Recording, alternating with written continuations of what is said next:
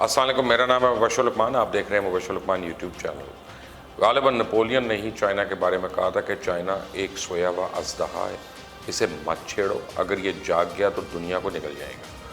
اور اس لیے سیانے کہتے ہیں کہ ہر سوراخ میں انگلی نہیں ڈالنی چاہیے، کبھی کسی سوراخ میں سانپ یا بچھو بھی ہوتا ہے۔ بھارت کے ساتھ یہی ہوا ہے، مودی ابھی بھی باز نہیں آ رہا اور بار بار ایسے اقدامات کر رہا ہے کہ چائنا کو طیش آئے اور مزید کارروائی کرے۔ میں آپ کو ایک مثال دیتا ہوں۔ بھارت نے 59 ایپ سے پابندی لگائی، جس میں ٹک ٹاک کا کہنا ہے کہ وہ اس اقدام کے خلاف کوئی قانونی کارروائی نہیں کریں گے۔ اس سے آپ سمجھ جائیں اور انتظار کریں کہ چائنا اس پابندی کا بدلہ کہاں اور کیسے لیتا ہے۔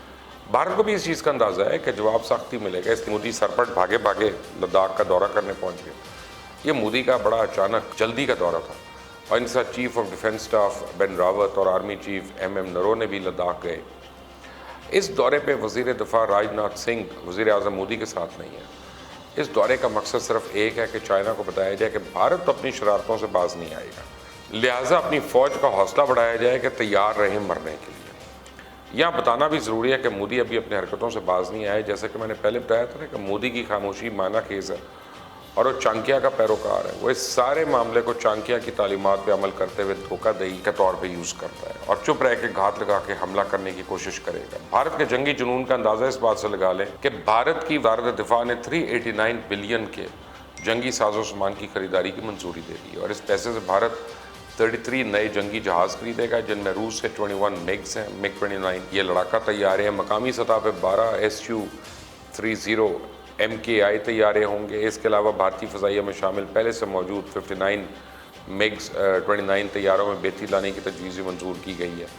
نئے طیاروں کی خریداری پہ 74 ارب سے زائد رقم صرف ہوگی، اور اس طرح ہندوستان ایروناٹک لمیٹڈ سے 12 نئے SU-3 MKI کی خریداری پہ 107 ارب روپے سے زائد رقم خرچ کی جائے گی۔ ساتھ ہی بھارتی فضائیہ اور بحریہ کو زیادہ دور تک مار کر میزائل فراہم کرنے کے لیے پینکا میزائل سسٹم بھی خریدنے جا رہے ہیں۔ یاد رہے کہ 2016 میں بھارت نے فرانس سے 36 جدید رافیل جنگی طیارے خریدنے کا معاملہ کیا تھا۔ بھارتی میڈیا کے مطابق ان میں سے 6 رافیل طیارے رواں ماہ تک بھارت کے حوالے کر دیے جائیں گے۔ یہ طیارہ اور اسلحہ اب بھارت دیوالی پہ چلانے کے لیے تو خرید نہیں رہا۔ یقیناً بھارت کے جنگی عزائم ہیں جن کے تکمیل کے لیے ساز و سامان خریدا جا رہا ہے، اس میں کوئی بعید نہیں ہونی چاہیے یا تو چائنا کے خلاف استعمال ہوں گے یا یہ پاکستان کے خلاف، کیونکہ LOC پر بھارت کی جانب سے اشتعال انگیزی اور مقبوضہ کشمیر میں ظالمانہ کارروائیوں میں روزانہ اضافہ ہو رہا ہے۔ اور یہ صرف میں نہیں کہہ رہا، بین الاقوامی دفاعی ماہرین کے مطابق بھارت کی جانب سے جنگی ساز و سامان کے لیے اتنی بڑی رقم کی منظوری مستقبل سے متعلق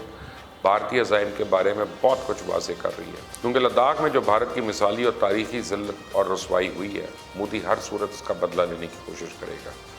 لیکن یہ معاملہ بھی ختم نہیں ہوا، کیونکہ چائنا بھی تیار ہے۔ چائنیز فوج اور فضائیہ کی تیاریوں سے لگتا ہے یہ تو شروعات تھی، آگے آگے دیکھیں ہوتا ہے کیا۔ دراصل مودی ذلت اور رسوائی کی خفت مٹانے کے لیے مزید غلطیوں کی تیاری کر رہا ہے۔ یہ وہ پیسے ہیں جو بھارت کو تنگ کر رہے ہیں، اب اس نے کہیں نہ کہیں تو لگانی ہے نا۔ یہ تمام سرمایہ بھارت اپنے جنگی جنون میں جھونکنے کی بجائے اپنی عوام کی بہتری پر بھی صرف کر سکتا تھا، لیکن مودی نے دوسرا راستہ اپنایا اور اپنے جنگی جنون کی تسکین کے لیے بھارتی خزانے کے منہ کھول دیا، اور اس وقت بھارت جتنا پیسہ خرچ کر رہا ہے وہ دن دور نہیں جب بھارت میں دنیا میں سب سے زیادہ اسلحہ بارود کی خریداری پہ خرچ کرنے والا ملک بن جائے گا۔ ہوا کچھ یوں تھا کہ مودی سرکار کے آتے آتے بھارت کی پذیرائی وسیع پیمانے پہ شروع ہو چکی تھی۔ اقوام کی زندگی ایک ویل آف فائر کی طرح ہوتی ہے، اوپر کی طرف کا سفر بڑا مشکل اور اوپر ٹھہرنا بڑا کٹھن ہوتا ہے، بڑا سوچ سمجھ کے ہر قدم اٹھانا ہوتا ہے، ورنہ ڈھلوان پر نیچے جانے میں دیر نہیں لگتی۔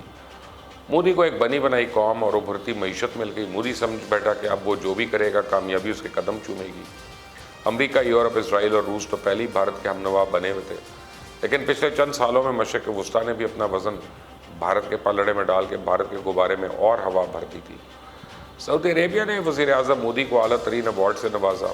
متحدہ عرب امارات اور بحرین بھی پیچھے نہیں تھے، اور اس پہ پذیرائی نے مودی کو بھارت میں ہیرو بنا ڈالا، کیونکہ تقسیم ہند کے بعد مشرق وسطیٰ میں کسی بھارتی رہنمائی کی ایسی پذیرائی تو ہوئی نہیں تھی۔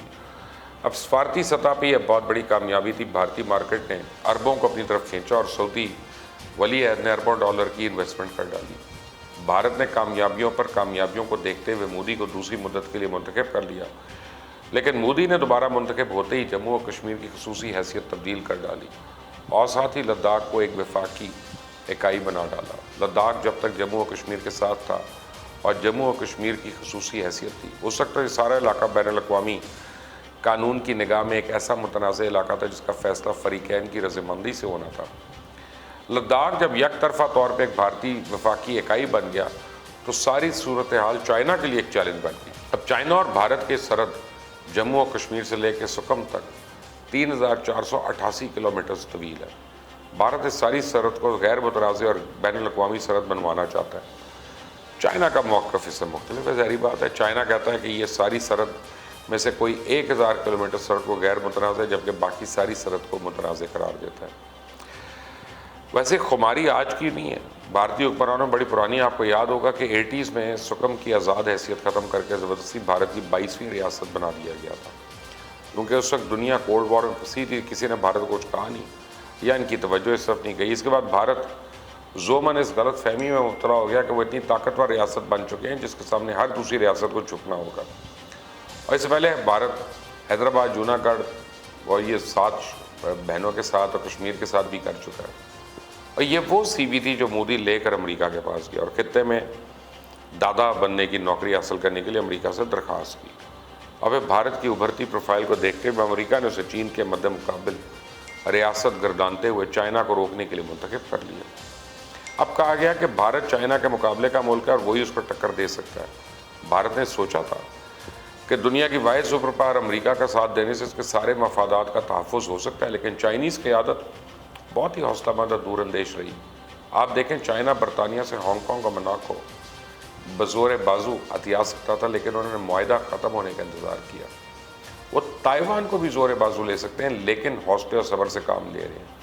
اور اس کی وجہ اور عقل کی بات ہے کہ جب آپ اٹھ رہے ہوں تو ایک ہلکے سے دھکے سے گرائے جا سکتے ہیں، لیکن جب آپ اٹھ کر پاؤں جما کر کھڑے ہو جائیں تو آپ کو گرانے کے لیے آپ کی قوت سے بڑی قوت درکار ہوتی ہے۔ چائنا پوری دفاعی اور معاشی قوت کے ساتھ پاؤں جما کر اب کھڑا ہو چکا ہے، جبکہ بھارت کی معیشت پچھلے 2 سالوں سے تیزی سے روبے زوال ہے۔ شائننگ انڈیا پر زوال آنا شروع ہو گیا اور امریکہ اس کے اتحادی یہ نہیں جان سکے کہ جس بھارت کو چائنا کے مقابلے میں کاؤنٹر ویٹ کے طور پہ استعمال کرنا چاہتے تھے وہ مہا بھارت نہیں، جسے اپنے چھوٹے پڑوسی ممالک پر دھونس جمانا جانتا ہے۔